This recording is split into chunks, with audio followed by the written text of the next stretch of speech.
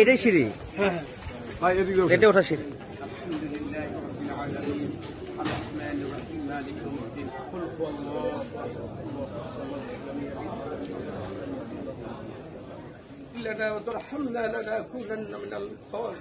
আজকে আমি একটি প্রশ্ন রাখতে চাই এবং বলতে চাই, এটা নিয়ে কেউ যাতে কোনো ঘোলা পানিতে মাছ শিকার করার চেষ্টা না করে।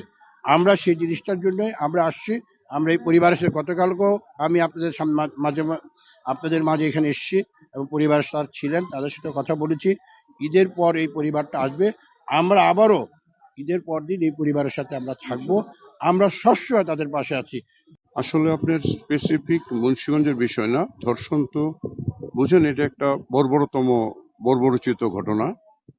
যে কোনো ধর্ষণই, যে কোনো অপরাধ নিন্দাযোগ্য। আর ধর্ষণ, বিশেষ করে শিশু ধর্ষণ, এটা তো আপনার আসলে ভাষায় প্রকাশ করার মতো না।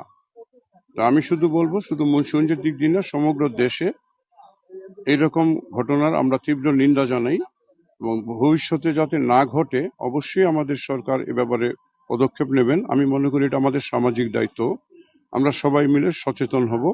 আইনের শাসন বহাল রাখার জন্য মানবাধিকার ন্যায় বিচারের স্বার্থে আমরা মনে করি যে বাংলাদেশে এই শিশু নির্যাতনকারীদের জায়গা হবে না। বাংলাদেশে যারা শিশু ধর্ষণ করছে এদেরকে ইমিডিয়েট ফাঁসির দড়িতে ঝুলিয়ে আমাদের যেই সাজাগুলো আছে, কঠোর থেকে কঠোর সাজার দণ্ড যেগুলোই শোনানো হয়েছে কার্যকরী হবে অচিরেই। আমরা সেই আশাতেই আছি এবং আপনারাও ইনশাল্লাহ দেখবেন।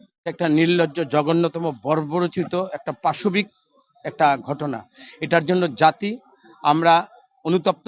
বিশেষ করে আমাদের মাননীয় প্রধানমন্ত্রী, উনি এই ব্যাপারে এত সিরিয়াস এবং এটাকে মানবিক দৃষ্টিকোণ থেকে এবং নৈতিকতা বোধ থেকে এমনভাবে এটাকে সিরিয়াসলি নিয়েছেন এবং নেওয়াই উচিত।